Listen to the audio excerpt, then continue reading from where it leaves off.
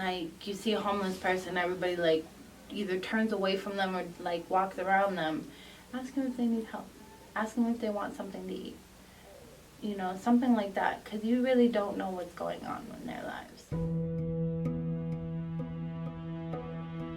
I lived on the streets and lived in shelters on purpose because I didn't have nowhere else to go.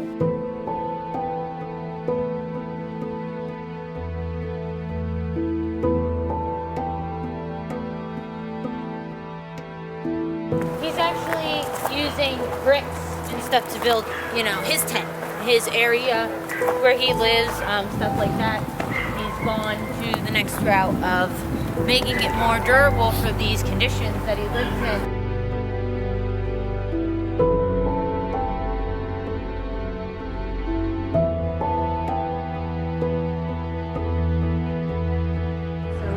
It's hard to get people to understand that these are people. You know, they have the same basic needs that we do. It's not, you know, it's not like they're animals out here. They're individuals. They all have stories. There's reasons why they're here.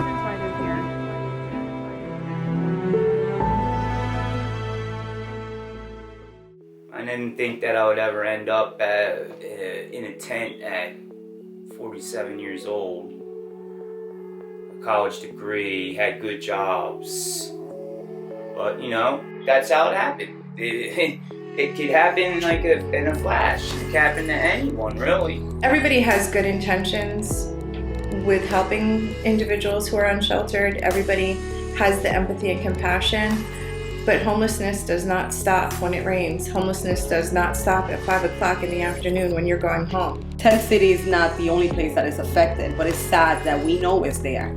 However, nobody's doing anything about it. These are our siblings. Like, how do you walk by, know that this is happening, and invest in a dog park? I don't get it. I believe is that it's easy to disregard, right?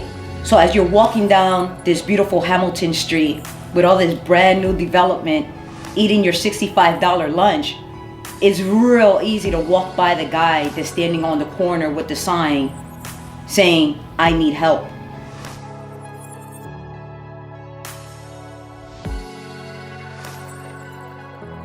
We have young people who are now winding up in Tent City, whether they have issues of abuse at home, so they decide they're just going to run away, and it's better for them to live out on the street than to stay in their homes or even with friends at times, maybe out of embarrassment. So we do have a situation that's growing, and we definitely as a community need to have a better response to what's going on down there. We just try to help each other out as much as we can. We do have our disagreements, but they don't usually last long. But living down here, sir, is hard. You see what I mean? It's hard. I mean, yes, a lot of us will stay here, but come live down here with us for a day or two, and then you can go back up there to the city hall. And say to them, this is what they do. This is how they make it.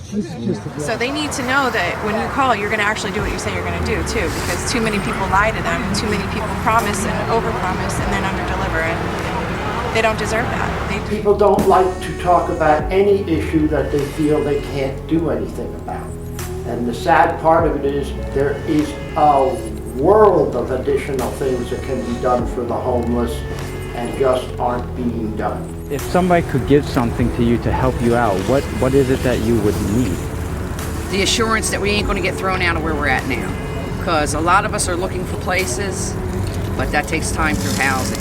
Sometimes it can take up to 3 years. The city of Allentown has, and I may be off by a number, roughly around 44 parks, right? So if we have these other states who have built tiny home communities and have been successful, and there's a proven track record and a proven data behind it, why can't we take one of them and give it to the big boy organizations who are gonna donate these tiny homes? So we'll lose one park, but we'll gain a brand new community who, once they are working, will bring back an economics back into this very same community. There's this racism, I'll say, for lack of a better word. This is racism that exists that uses language like the dependent class, where people are being judged for needing support that have worked hard their whole lives. I mean, when the people that are living around Tent City are not lazy, shiftless folks that refuse to contribute. These are people that have contributed their entire lives and have ran into some difficulties. The fact of the matter is most of us that are out here really don't want to be out here, but we have no choice. Day after day, night after night, they wonder if they'll have enough to survive. The richest country in the world has a homeless problem. How? We lack initiative, we lack compassion, and we lack love. We must change the way we talk about the unsheltered. We must change the way we think of the unsheltered. Only then can we truly help the unsheltered. I don't want to reinvent the wheel. See that face there? That's a familiar face. I mean, I'm not sure exactly where this money comes from when it comes to grants, because I don't ask for it. Operation Address the Homeless doesn't ask for grants. We work with the community. We build a relationship with the community, establishments, businesses. We show them the change that we can create with $0. Simple commitment from each individual that's involved with OPE is the reason why it has been successful. It wasn't money. Never has been. We had to create one. We opened up so that they can shower, get haircuts, do laundry, eat a meal while they're waiting, get clean clothing, new clothing, boots, everything according to gender, size, season. They also get evaluated to where we can figure out what kind of help they would need dealing with them as individuals, and being able to call on certain friends that are part of other nonprofits that are currently working with us in the beginning stages, at least, to be able to address every problem that the homeless community faces. The city's woke.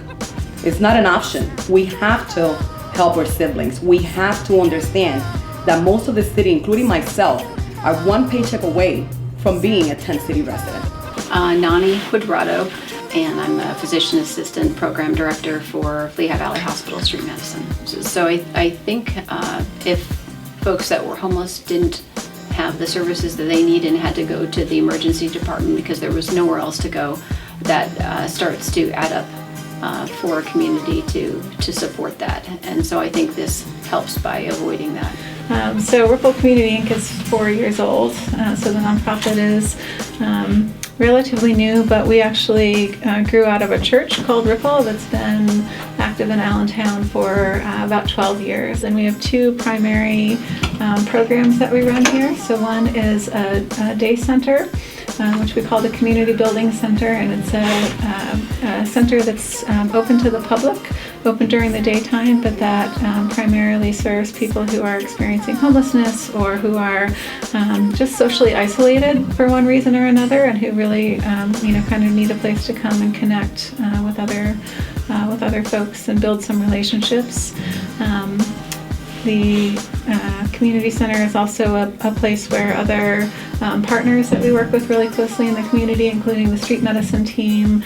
There's a group of nurses that come. There are a variety of other organizations that kind of work with our same clients and who are able to come here to the center and have this be kind of a safe space for them to meet with people. And then the second program that we run is called the RCI Village, and that's our permanent supportive housing program. And that is a long-term affordable rental housing program where we work with people who have struggled with homelessness or housing instability, provide them with safe, healthy, affordable housing, and then also kind of wrap them with different supports and services to help make sure that they're successful in their maintaining their housing.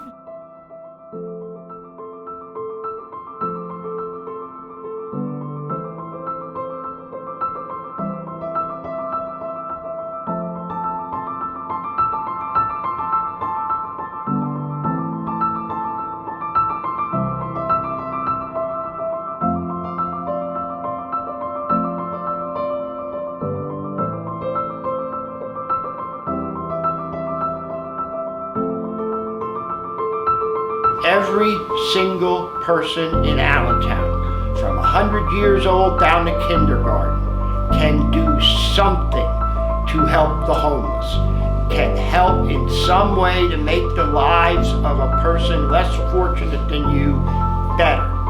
We are never going to have a zero homeless population in a city of 121,000 people. But what we can do is reduce it to its absolute minimum and make sure we take physical, mental, and spiritual care of the people that are not left behind. Now I know what you're thinking. What am I looking at? This is Hope Village, Allentown's safe haven and rehabilitation community. This is the place where our homeless get the opportunity to get their lives back on track. 20 tiny homes, each home houses 2 people, a surrounding community garden to help feed the community, a walking path for daily exercise, multiple washrooms for all of its residents, a pavilion, a dining hall to enjoy a hot meal or two, and a dumpster to dispose of any waste, an on-site healthcare center, a laundry room, maintenance to keep the area tidy, and storage buildings for their possessions. Hope Village has everything our unsheltered residents need to repair their lives. We have the solution, and we can do this. We've basically destroyed Tent City. We've forced that population to move elsewhere. What we need to build for our unsheltered population here in Allentown is that community, that sense of community that we robbed from them, that we've denied them through indifference and a lack of social services. And I think that the Pallet Home Initiative here in the city is cost effective. It's extremely efficient, it can be quickly assembled, and it's going to allow the city to meet the needs of tens of unsheltered residents in a really quick period of time before the next winter gets here, and provide them with that dignity, that shelter, that sense of stability, and that community that they need in order to thrive. This proposal is really important because it gives individuals who are unsheltered and unstable an opportunity to break the codependency cycle of relying on government facilities, agencies, nonprofits. That's what these people need. They need the comfort of knowing that they have somewhere to go at the end of the day. That alone will allow these people to get their life back on track. That's one thing less that they have to worry about. If we can bring all of this together in one area, that is where we're going to succeed in stopping this revolving door of homelessness, this cycle, this vicious cycle of homelessness. We need to stop this cycle. And the way you do that is have services in one spot, a one-stop shop, if you will. This tiny homes plan and ensuring that everything is in one centralized area makes it easy for these people to get all the help that they need. Ensure that they can get out there, back into the workforce, back to their families, back to their old lives, where they can be productive once again. We're talking about being able to provide everything from laundry service, meals, hot meals. We're talking about a kitchen, a dining hall for them to sit down like people. We're talking about programs, life skills, job training, all kinds of therapies, and I mean, this is going to be a one-stop shop kind of location to be able to help somebody really get through their tough situation at the moment, and be able to become someone that we can look at being successful in the future. Having mental health services and addiction services and other health services in the tiny homes community would be helpful, because if they're walking to a service and they feel triggered, they could relapse. So having it close would minimize that travel and minimize the chance of a relapse. I think that a city, a society, and a community is judged by how it treats those least among us, those most unfortunate, and it really is time in Allentown to act now. We have this tremendous initiative. We have all these neighborhood organizations coming together, pledging their support, pledging to do their part to care for the unsheltered. Allentown has to step up in this moment and display moral courage and be a leader, and actually put its resources and its technical know-how to work so that we can finally put a place and create a place where the unsheltered can go to receive the treatment and care that they need. This is the way. And you have people that have been through this, involved right now. Experience is your best teacher. When someone has been through the same thing the people that are going through, and those same people are trying to help them because they've been through that, I believe that's better than a person that has been raised without ever missing a meal. Just because they read something about it. This program is going to allow every one of you to be able to break that cycle and be able to come back to normal. Because you no longer have to sleep with one eye open. You no longer have to carry a little cart with all your belongings or come back to your tent when your things are missing. This is the way for a permanent solution. Plenty of organizations and individuals are working with our homeless. Nonprofits like Operation Address the Homeless and Ripple are showing us all how a little assistance can make a mountain of difference. This epidemic we face is our responsibility to correct, together, as a city. We can all do something. If you have resources, offer them. If you have money, donate some. If you have food, give it. If you have clothing with no use, lend it. We all have a role in this battle, but if we're all pulling in the same direction, there's no way we can lose.